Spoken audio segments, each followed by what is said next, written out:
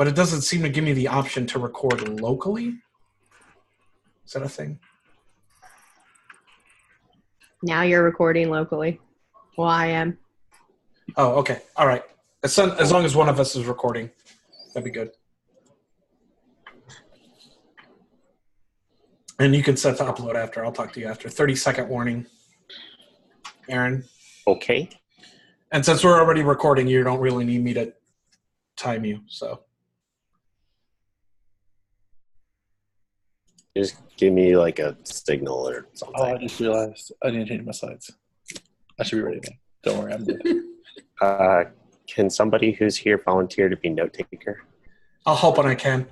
Count to 10 and go, Aaron. All right.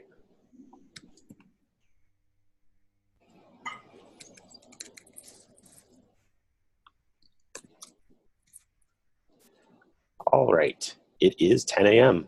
Hi, everybody. Welcome to the weekly Kubernetes community meeting. I am Aaron of SIG Beard, aka Aaron Kirkenberger, aka Aaron of SIG Testing, aka Aaron, your newly re-elected steering committee member. We'll leave it at that for now. So as this is the weekly community meeting and it is Kubernetes, we follow the Kubernetes Code of Conduct, which is available online on the community website and basically boils down to don't be a jerk. This is not being live streamed on YouTube at the moment, but it is being recorded and will be posted to YouTube later. So please keep in mind that anything you say here will be recorded and available to all of the internet for all eternity. Today we're going to have a demo from Marco Seppi about Coop Test, a different Coop Test than I'm familiar with, but equally as cool.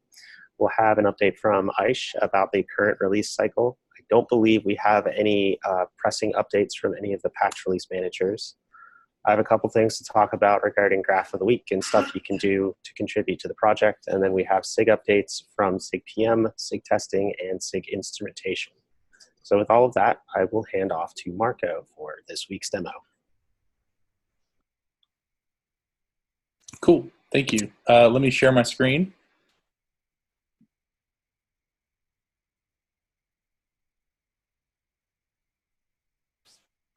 Hopefully you all can see my slides. Yep. Cool, thank you. I won't take too long on slides. I'm just going to kind of jump into a demo. As Aaron mentioned, thank you all for having me. This is about Coop Test. Coop Test is a really new project that's designed out of a problem that was born on some software we're working on. So I work for a company called Vapor.io, where we're working to build kind of edge cloud infrastructure and kind of next-gen internet-y stuff. Super cool, but one of our biggest problems is as we develop applications that are cloud native, that are also running in a distributed fashion at sites that may have flaky internet or that may be unresponsive at times, we had a difficult time building integrations and validation tests for problems that popped up. A lot of our code is written in Python and Golang, so we kind of took the Python Kubernetes API and wrapped around it a PyTest fixture. So what QTest is really a Python framework that plugs into PyTest and gives you a bunch of helper methods and functions and classes that make it easy to interact with, deploy manifests, and manipulate those manifests in a automated testing fashion. I'm Marco Seppi, that's me. This is also me. I work at Vapor. So what this ultimately looks like and boils down to is a PyTest mark fixtures. So you can do things like apply manifests that wrap and decorate a test function. You're then given a Coop object, which allows you to retrieve those deployments, iterate through deployments, iterate through pods, through really all of the API objects, and then script effectively test assertions and manipulate and manage those objects. So delete them, tweak them and change them, and retest and reassert. So here's a very simple working example where we deploy from a configs directory an Nginx YAML file, which is a deployment of Nginx. I'm sure most of you are familiar with. Then we then retrieve those deployments. We make sure that it's actually deployed. We get those pods, make sure there's at least 3 of those pods, and then we iterate through all the pods to hit that pod HTTP directly and verify that it's responding in the right way. Obviously, this isn't exactly what you would want to write for a test. Things like number of pods deployed and things like deployments existing are all really Kubernetes features and functions.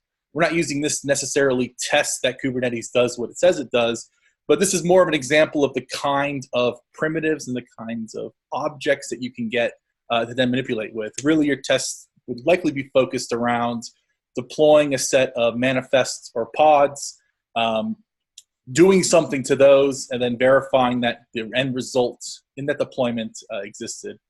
So I'm going to do a quick demonstration, talk through this project a little bit more, and then I should have a few answers and questions. So let's do a quick demonstration. So I've got a terminal over here. If you all don't see my terminal, shout. Inside this directory, I've got a very simple flat file. Normally, these would either be with a project or potentially a superset of projects, but this is a very simple Nginx example. I've got a deployment.yaml file, which is kind of the bare minimum V1 app deployment you can expect for Nginx. 3 replicas of a pod running the Nginx stable image. And I have a kubectl file. PyTest by default will look for your default kubectl file in home/.kube/config.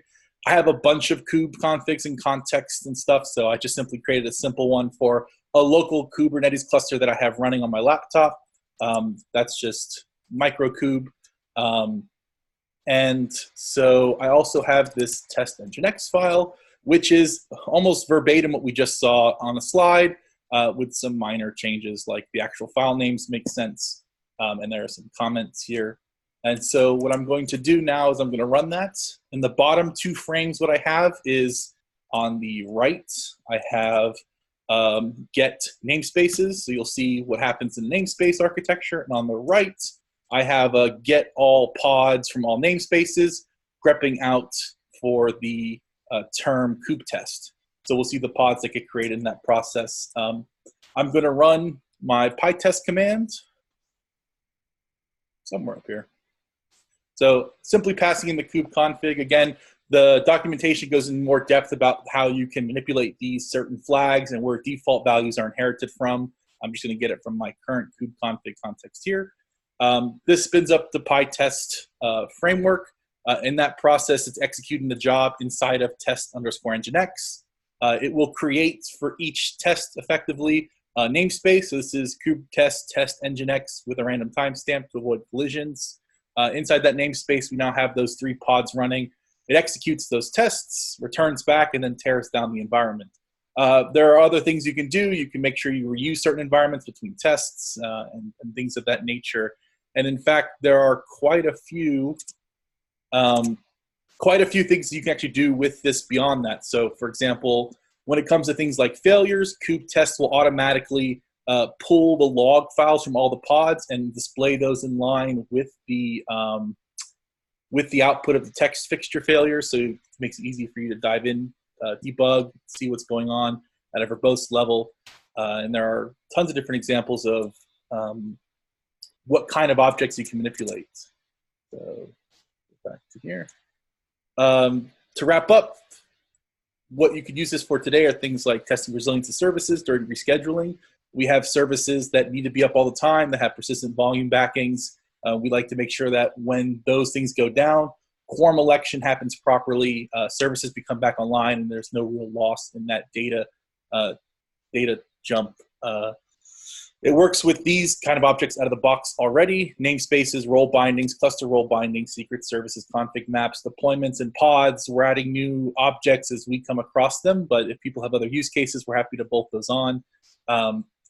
Our next steps for this project are to improve our object coverage, to support additional Python testing frameworks, adding support for things like rendering out Helm charts before doing deployments instead of just doing straight YAML manifests, as well as doing things like dynamic image ejection, either using an image and then copying code from locally up to speed up test iterations, or being able to build Docker images and deploy them from the local repo as well, so instead of using predefined ones that are already in a registry somewhere.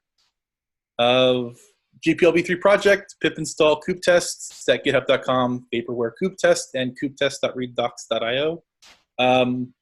Any questions? I view the chat. So I have a question from SIG Testing. Have you heard of this thing called QTest that we maintain in our test info repo? Yeah, I don't know if you saw the very beginning slide, but yeah, CoopTest, it's a name we came up with. We did a cursory check on Python's PyPy, and there was no QTest package. Turns out a couple days ago, I did find the test infrastructure QTest subdirectory. This name definitely may not be the last name for it. We're looking at things like Python-QTest or even a different name altogether. So it's a very early project, very early releases for it, and we're still kind of fluid with a lot of those things. There's no icon yet, so nothing obviously is official. Yeah, we're not like super wed to the name either. Just I had a couple people ping me privately about it. So this looks really cool, and the SIG testing does have like a couple sub projects around the idea of making it easier to write tests against Kubernetes. This seems like it's really cool, and maybe you and I should talk about how we could get more community adoption of this or support of this. This was born again out of a real need for us to simply just wrap the Kubernetes Python library, which is fantastic, but it is kind of auto-generated from Swagger, so some of the things don't necessarily translate as simply as we want for iterating over and stuff. So this is just kind of a smushed version of that API, then bolted onto PyTest, which is our framework of choice. But we're really open to those interested kind of expanding the scope of that and helping to make that portion of testing objects against Kubernetes easier. Cool. Guess my other question would be, why did you, was there anything that led to the choice of Python over Golang or other languages? Our projects are split down the middle. We've got Python projects and Golang projects. The first thing we needed testing for was a Python project, so that's written in Python with PyTest. I don't think we're going to limit ourselves to Python, but that's our focus at the moment. So ideally, we'd add other libraries for adding this kind of fixture and language to those projects as they come up.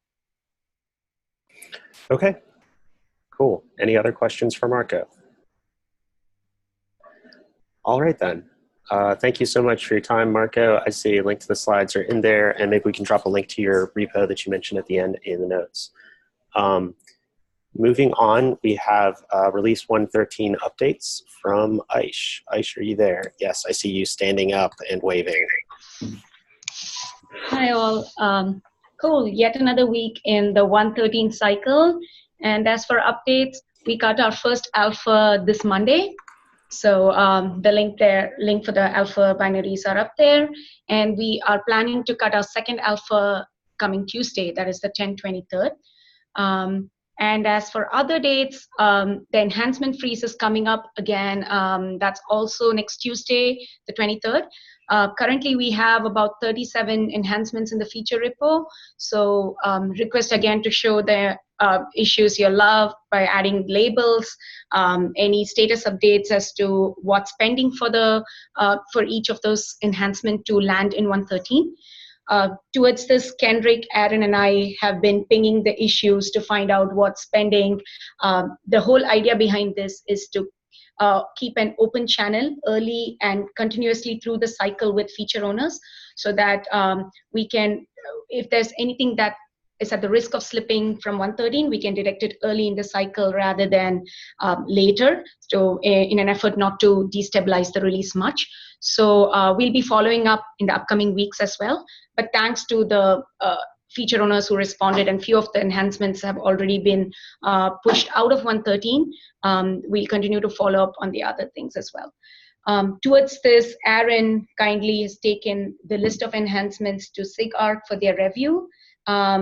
Again, this is to get the expert opinion on the risk of these enhancements being planned, and also in the light that 113 is slated to be a stability release, just to see if these features go with our theme. Aaron, do you have any updates there that you'd like to give now, or should we? Not at present, no. If anybody's super interested, please show up to SIG Architecture. This isn't necessarily a formal thing. I recognize SIG Architecture's time is super valuable, so I intend to time box our discussion to 15 minutes, but I figured the idea was let's have some really technically minded folks on the project take a look at things prior to feature freeze and maybe have another pass at it prior to code freeze, just to sort of make sure that we are meeting the whole stability and reliability theme of this release. Cool.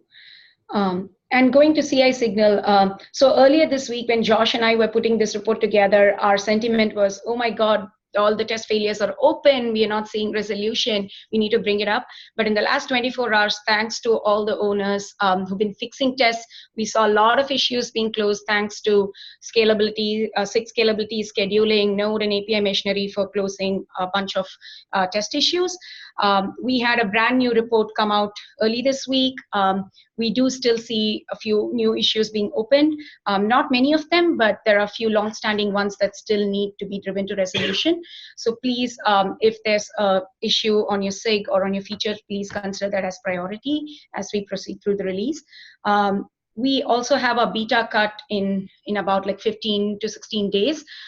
So here in the update here, we've listed a bunch of issues that potentially could block beta if they're not addressed by then. Mainly, it's the upgrade dashboard that continues to be read for multiple reasons.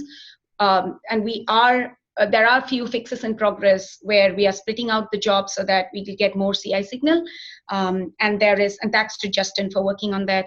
And there's also the long-standing daemon set failure that's still pending some design resolution. But we would like to see those landing in the coming weeks. And there were a few GKE timeouts in master blocking, but those have been addressed, so we'll keep the reports updated. That's it from my end. Unless anybody has questions. Okay, cool. Thank you very much for that informative update, Aish. So I see a note here that Fox says that we have a release of 1.11 planned for next week. Maybe you already said that, Aish. So moving on, next on the agenda is Graph of the Week, and this is my item. So I will try to share my screen, but first, the TLDR on this is I would like to propose that we do something other than Graph of the Week going forward. The reason I say so is I kind of feel like this slot has outlived its usefulness, in as much as I think we've shown a ton of different graphs, and I don't know how much use people are actually getting out of it. And so I thought perhaps a better use of this time was to turn this into a time slot dedicated to SIG contributor experience folks sharing like contributor tips of the week. Maybe things focused around our automation, maybe some cool graphs that show you what's going on with your SIG or what you could do. So this is the issue I opened with suggestions on what to do this. If there's no real objections to this, I'm going to update the community meeting template going forward. That said, I do have one last graph of the week thing to sort of sunset this, and that's with my best Seinfeld impression, what's the deal with repository groups? I don't know how many people actually look at repository groups or the dashboards on DevStats, but there are a number of dashboards that are broken up by repository groups. So what I'm doing here is I'm pulling up two copies of DevStats, one on the left, one on the right. The one on the left is the old school way of doing this. So I'm going to click on the repo groups thing to see every dashboard that's grouped by repository groups. I'm looking for GitHub stats by repository group. It shows this really pretty shiny graph with a lot of different colors. This is showing me the 24-hour moving average for all repository groups, and it's showing me just like the number of unique reviewers. And then the repo groups are things like Node, Service Catalog, CSI, Clients, Storage. And this is somewhat useful, but then like what is project and what does project infra mean? So I thought, what if we instead regenerated all these repo groups and did them based on the repos that were called out in SIG's YAML. So you know how I've been nagging people to like enumerate all of their sub-projects and get every single repo in SIG's YAML? It's going to let us do things like this. We've already used that file in the past to auto-generate owners files that automatically label PRs with the appropriate SIG. And so now I can start to look at the GitHub stats by SIG.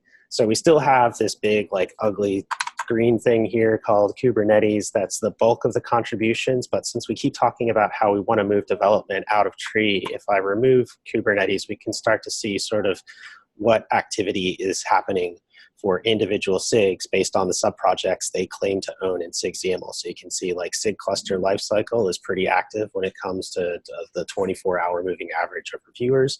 You can also see that SIG contributor experience happens to be pretty active. So this is a pretty fun dashboard to step through, just because you can sort of see the percentages across the different SIGs. Again, this doesn't necessarily have the ability to capture SIG's contributions to subdirectories of Kubernetes. That's not quite the way DevStats works, but maybe you can start to see whether or not the number of reviewers you have are good, or maybe is your SIG actually closing a whole bunch of issues in your repos, things like that. Like you can see Docs generally has this nice bump here kind of around their sprints, stuff like that. So that's hopefully one way of making DevStats more useful. If I show you DevStats again, it'll be because I think there's a good contributor experience reason for it. So stop my share on that. Any questions on that? Cool. Moving on. So the segment I wanted to replace this with is contributor tips. And I'm going to try and keep this to 5 to 10 minutes. So somebody just like give me a hand signal if I'm going off track here. So again, going to share my screen for this, and I wanted to talk about one of the good ways that we can allow people to work on this project who haven't done much work on it. Let's talk about the help and the good first issue commands.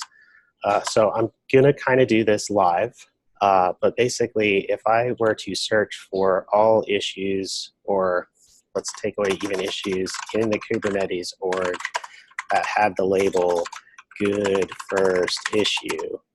Boom, I get all of these things that should be ideal for people who are new to Kubernetes to work on. So let's just click on a random one. Hopefully this is good. It's a documentation update. Documentation is a great thing for new contributors to work on, because they often bring fresh eyes and a fresh perspective that those of us who have been working on the project for a long time no longer have. It's incredibly valuable. So you can see here that somebody put good first issue. The bot responded to that by saying, cool, we've marked this as suitable for new contributors, and it's automatically applied the good first issue label. We consider this to be the easier, nicer, kinder version of a help wanted label. And so when we say it meets the requirements, we provide a link that you can click to see what we mean by good first issue. There's no barrier to entry. The solution for how to solve this issue is clearly explained. There might even be context and examples, and it's basically ready to test. This should be somebody with very little experience on Kubernetes, or maybe even open source projects. That's sort of what we're looking for. Help wanted is the slightly more difficult version of that, where we're saying like, we guarantee that there will at least be like a SIG member who would be willing to help shepherd you through the solution of this issue.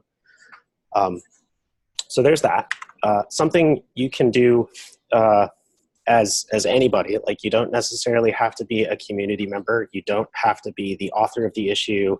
You don't, like pretty much anybody can do this, is you can find issues that are good for help wanted and tag them as such. So I really think this is a great thing for SIG leads to do if they want to help grow their SIG.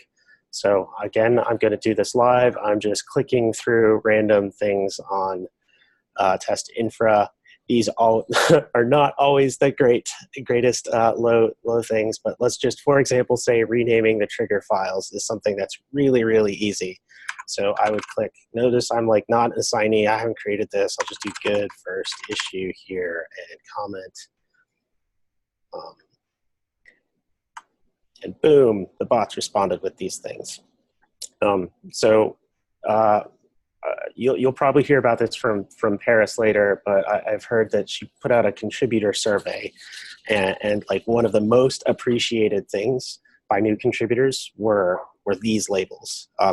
So if you're a SIG lead, it's really good. It's a really nice thing if you can kind of take a look at which of these issues or PRs have your SIG's name attached to them to make sure that they actually are relevant and meet these criteria.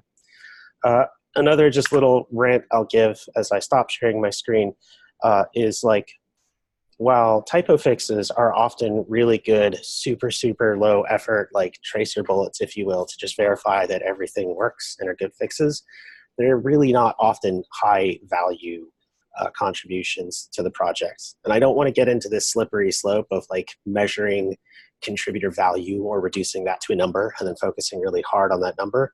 But I do think that if all you're going to do is provide a bunch of repo fixes across the project, perhaps that's not the most value that you could be providing, as opposed to like identifying test failures or so on and so forth. So I'll have an example of like something you could do instead that would really help out SIG testing when I get to the SIG testing update. I think that's all I had there. Any questions?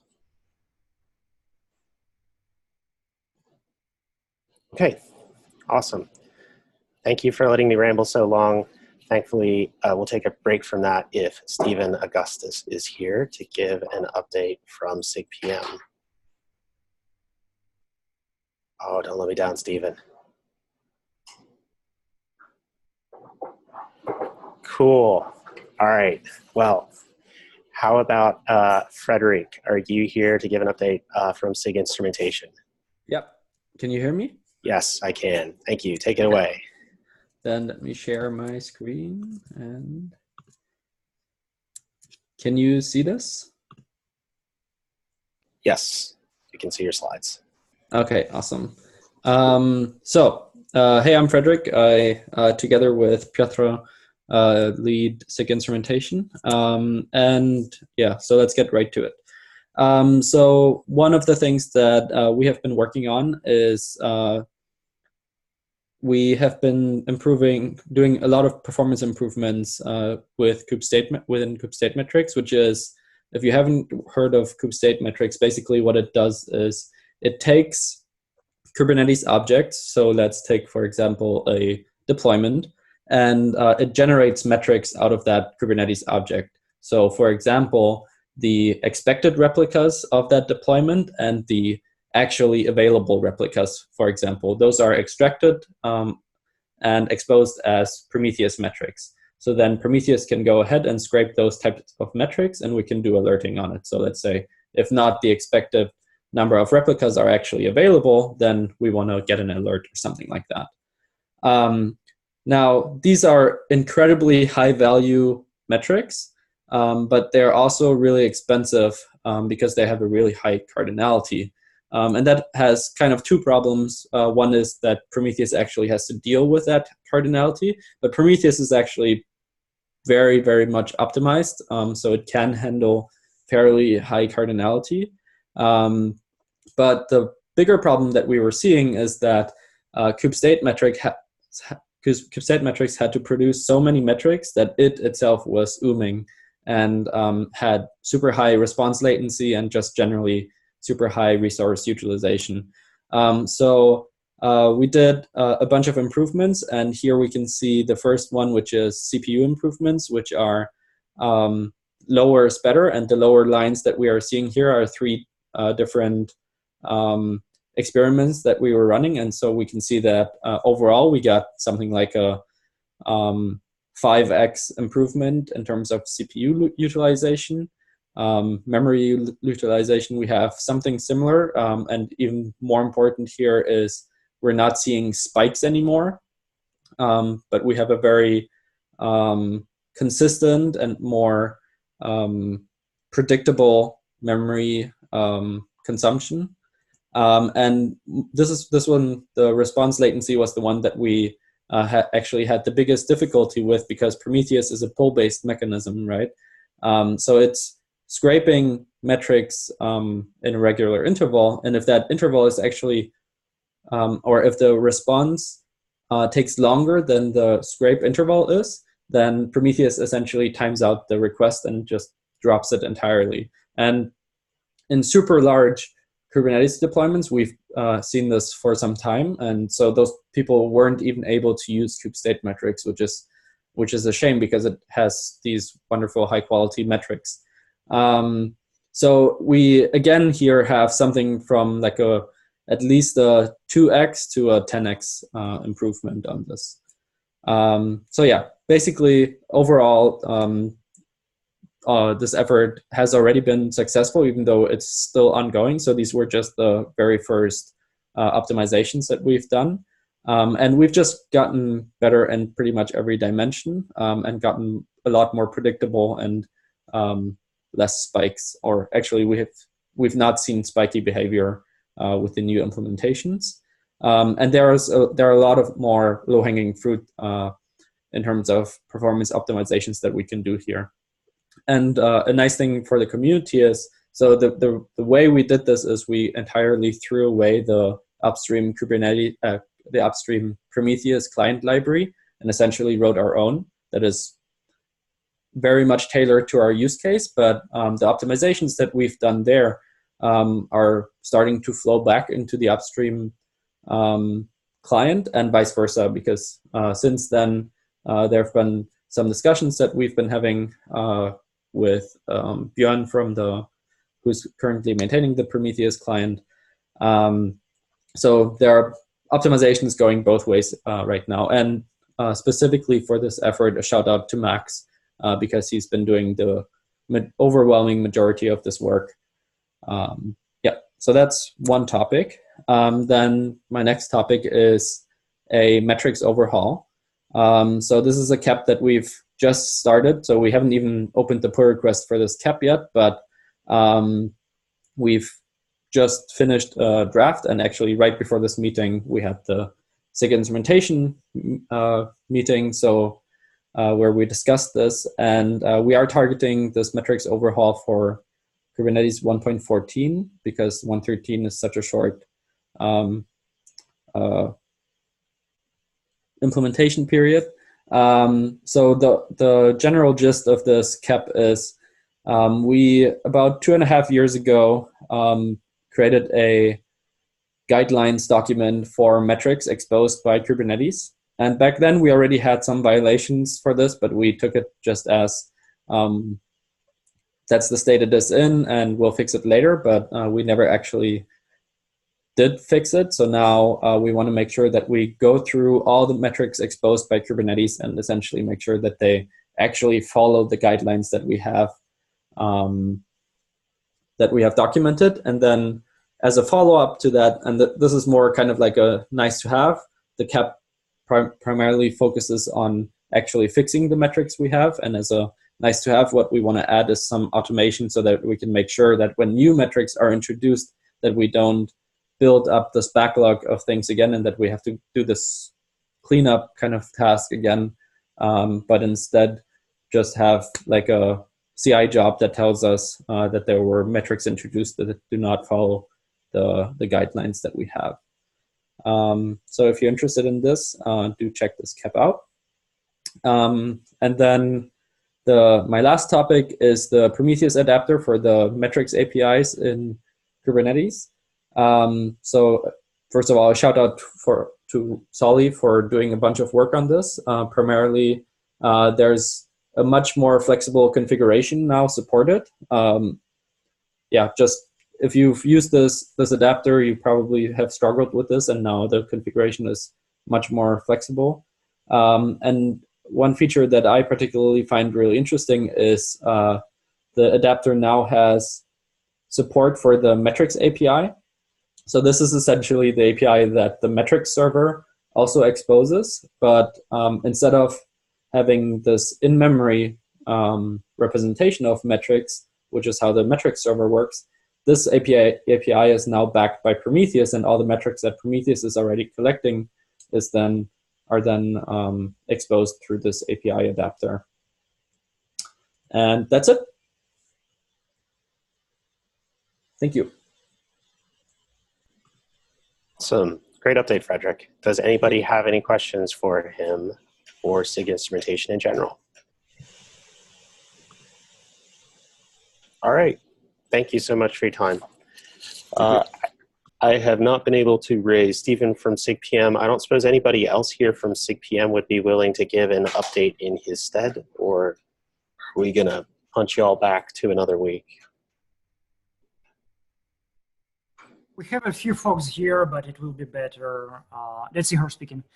We have a few folks here, but it will be better if Stephen make an update because he have an amazing prepared slide deck. So hopefully he'll join us next time. Okay. So I think maybe this is a good time for a public reminder that SIGs do actually have like a pre-published schedule for when they're supposed to update. This might be really surprising to some of us. I think it's linked here in the meeting notes, though I don't have it immediately in front of me. George, do you think you could help me out and just give a shout out to who's supposed to give an update next week? If you are around. Yeah, can you hear me? Yes. Yes, so next week is going to be GCP storage and docs. Okay. Like this is something as a host, I went through and pinged individual SIGs a week ahead of time. So we're shouting you all out on the community, and I would expect whoever is the next host of next week's community meeting will be pinging again. But like I feel like this isn't the first time we've had SIGs kind of slipped. And it's really kind of important to share with the community what you're working on. So in that regard, get ready for a completely prepared in the last 5 minutes slide deck from SIG Testing. I did actually get some content ahead of time, but y'all know I like to do stuff a little bit showier and flashier with demos, and I did not quite have that much time. So I'm going to share the slide deck that I had linked in the meeting notes using this super awesome template that came from, I think, Tim Pepper, where he tells me like what content I'm supposed to fill in. So as usual, I like to start off with how friendly a place SIG Testing is on Slack. And I was trying to figure out what's our update going to be, because I wanted to maybe just show a single slide of emojis showing that we've killed Jenkins and we have killed Munge GitHub. And then I realized I didn't know what the right emoji was for Munge GitHub. So there we go.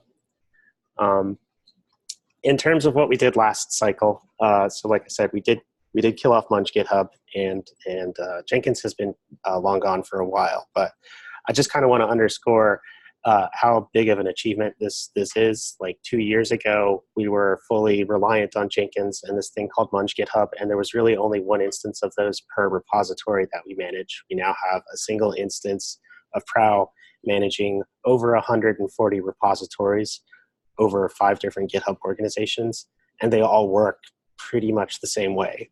Like we don't want to necessarily force the exact same workflow on everybody. So there are some repos where like approve magically appears because you happen to be in an owner's files.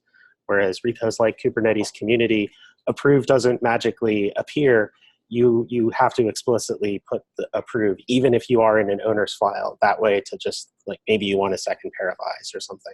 It also means everybody uses the same workflow where Tide will automatically merge PRs if all of the tests are passing and all of the appropriate people have said, yes, it looks good. We also started a new sub-project. The sub-project is called Kind, maybe Kind. Ben can tell me how to pronounce it. It's basically running Kubernetes in Docker. We created this with the intent of making it easier to run and test Kubernetes clusters locally. We're starting on this to focus on just getting conformance tests to run to make sure that this is a certified conformant Kubernetes cluster, and then see if we can grow out from that to improve the story of testing Kubernetes locally, updating your tests, round tripping, and so on and so forth. We created a new tool called GoFridge, which is basically manipulation of Golang coverage files. Why might we want to do this? I'll probably have like a lot more to say about this at KubeCon Shanghai during the conformance testing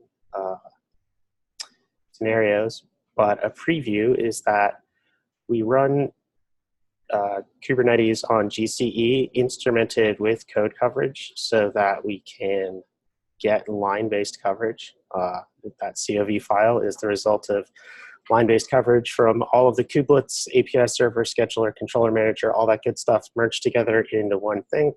And then we get this nice HTML report out of that that shows us, roughly speaking, what our code coverage is on a per package basis, and we can drill down. We're looking to improve this. We're curious like what the delta is between unit test coverage and code coverage and E2E code coverage in Kubernetes. So look out for more there. I believe, I forget if we talked about Parabolas last time. Parabolas is this tool that lets you use a config file to automatically manage the configuration of GitHub repos. We are using it today in the Kubernetes org repo.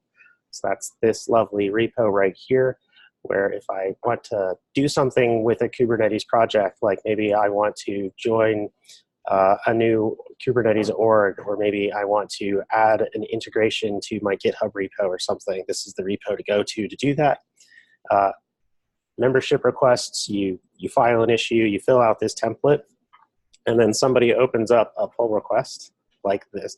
Sorry, not that one, but let's say a pull request like this one here, where somebody's literally just adding a person's name to a YAML file. When this gets merged, Parabolas runs, and boom, the person automatically gets an invite. This is super boring stuff, but it's also super boring stuff that we're doing significantly faster than we used to when we had to do the old way of people mailing a mailing list and asking to get added, and then a single human being kind of manually adding them whenever they felt like it. So I hope to be able to give you more metrics based on this soon, since this is issues in GitHub that DevStats tracks. We also plan to expand that now to do things like team membership, which teams have which access levels to which repos, so on and so forth.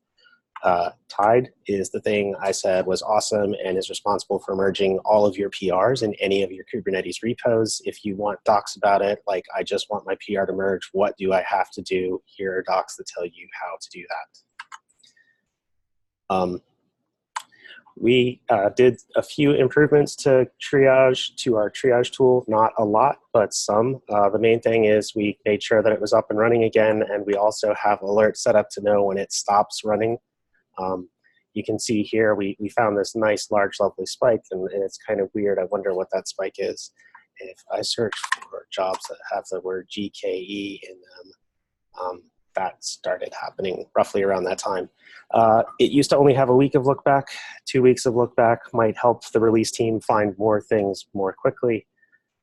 We'll see how useful this is in helping us identify, when I see a test failure, is it failing just for this one job, or is it failing across a bunch of jobs? Is it the code's problem? Is it the environment's problem? Is it GKE's problem or GCE's problem? Things like that. This should help us find that faster. Finally, this is not something maybe a lot of you have visibility into, but we do manage the configuration of somewhere between 600 to 700 jobs across all of the Kubernetes repos. The way that we do this is with YAML files. It used to be one massive, gigantic JSON file, and it's since been split up into YAML files. And part of the reason we did this is we can spread them across different directories. So if I go to the Kubernetes directory, I then have directories named for each SIG, so I can see exactly which job which SIG is responsible for. So if I go into the SIG scalability directory, for example, you can see there's an owner's file here that says these two people are the only people who get to approve changes to these jobs or add new jobs on behalf of SIG scalability. I can also click through and see what these jobs actually do. They basically run this weird program called QTest with a bunch of flags that do things like make sure you spin up a cluster with 100 nodes in this particular GCP zone, focusing on these particular tests, so on and so forth. Plans for the upcoming cycles. Our charter is drafted. I just wanted to walk you all through the charter real briefly, at least the TLDR version of it. If I can click through to view.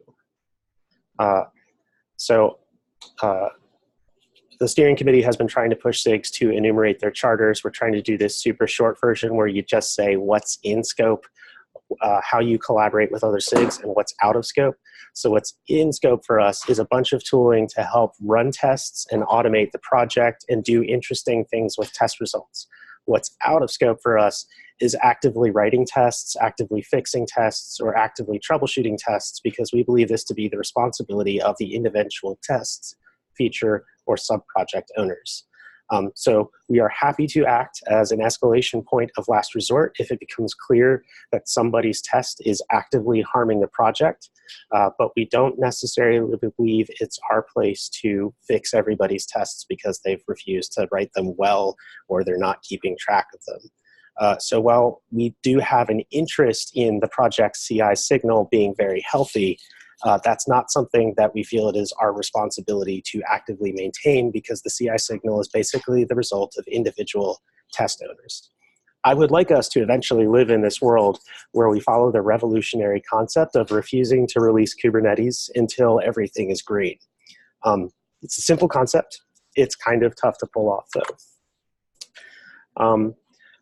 We're going to continue to work on Kind to make it more robust for local development. We are working on upstreaming an image to allow you to run conformance tests. Thus far, conformance testing has been largely driven by Sonobuoy, and they have been running an image built by Heptio. We are working to get that image upstream so that you can schedule the image in your cluster and it tests your cluster from inside of your cluster. The call comes from inside the house, that sort of thing. We're not sure if this is the ideal way to test a cluster, because we believe that conformance tests are really about the end user perspective, and generally the end user does not live inside the Kubernetes cluster, but it is an easy way to get a quick sanity check. We have a community member who's doing a refactor of the E2E framework inside the Kubernetes repo. It's a pretty large effort. We're really thrilled with it. We're glad somebody is doing this. It's an example of a code base that has grown organically over time and hasn't had a lot of owners. So we're really appreciative of this and really trying to help provide our knowledge and review bandwidth where possible. Although I said we are not in charge of the CI signal, we do have an interest in maintaining it, and also in my capacity as like a release team shadow, I'd like for us to, as a community, agree that jobs that have been continuously failing for more than 120 days are jobs that are probably not worth our time. I don't think it's a good use of our money, and I don't think it's a good use of our resources in terms of troubleshooting. I view the fact that they've gone unmaintained for 120 plus days as a sign that nobody really cares about them anyway. We've also made sure that the exact same set of jobs are used to block releases, whether it's the master branch, the release 112 branch, or the release 111 branch, and so on and so forth. I'd also like to propose that we use test grid alerts a little bit better. So one example of two groups that use it today would be the folks who work at Google who are part of SIG testing. Here's an example of us getting alerted if the triage job stops feeding in new data. Here's an example of SIG networking having alerts sent to the SIG network test failures Google group if the GCE ingress test fails. This is great. This only really works if your tests are passing and then they start to fail so that you know they went from green to red and you should do something about it. If your tests are always failing, it's not quite as helpful because we don't have great flake detection, but we can do things like only yell if the tests have been passing for, only send an alert if tests have failed more than n times in a row. So maybe if it's a flake, it'll pass the next time, but if it's failed 5 times in a row, you probably want to get an email about this.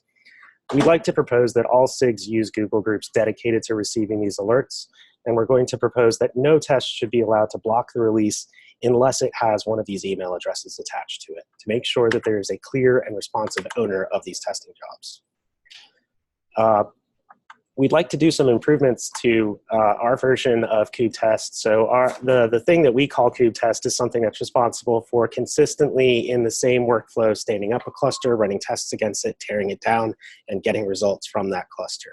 It's kind of, the user experience could be a lot better, and we're talking about how to improve that. Finally, something that's coming down the pipeline that we are currently prototyping in the testing for Repo is hashing the contents of the tree of a PR so that when we LGTM it, let's say like you push a PR that's got like 10 commits, and then you're just like adding commits as you're addressing review comments.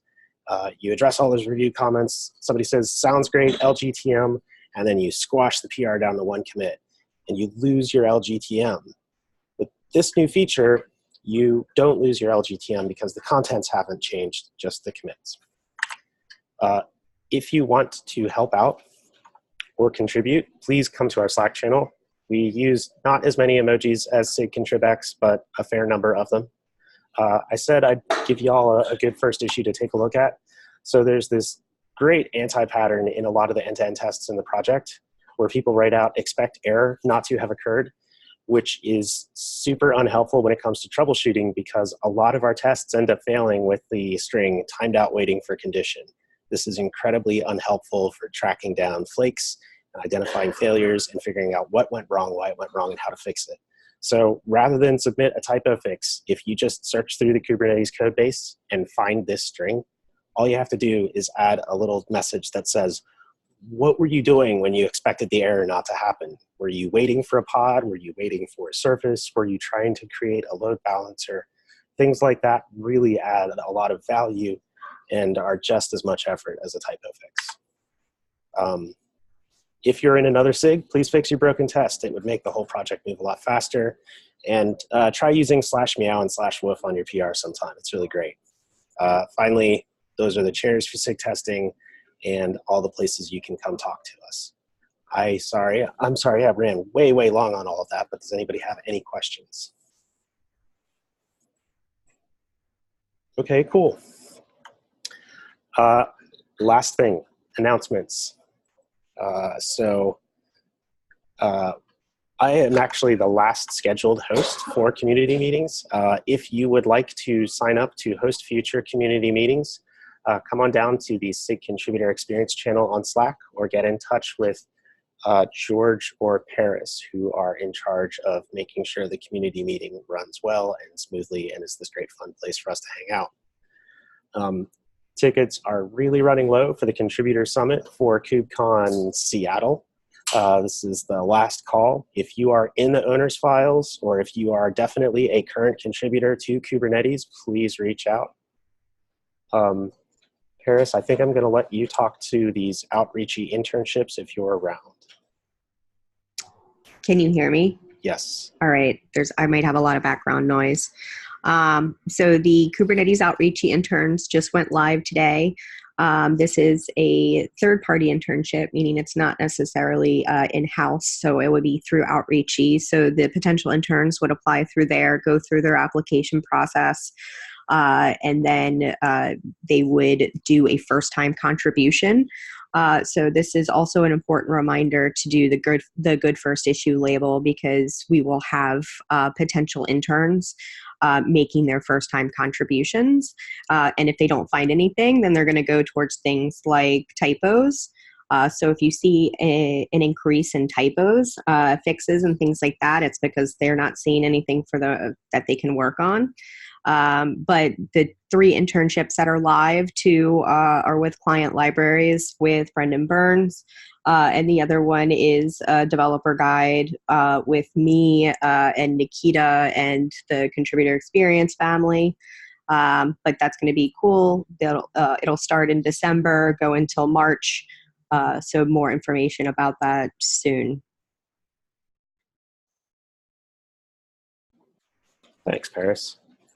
Finally, announcement from the CNCF that CNCF Awards nominations are open, and please nominate folks. The winners will be recognized at KubeCon Cloud Native Con Seattle.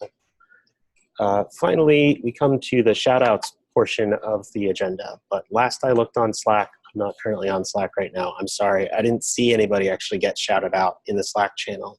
Does anybody have a shout out they would like to share right now? I will definitely do one. This is Jace.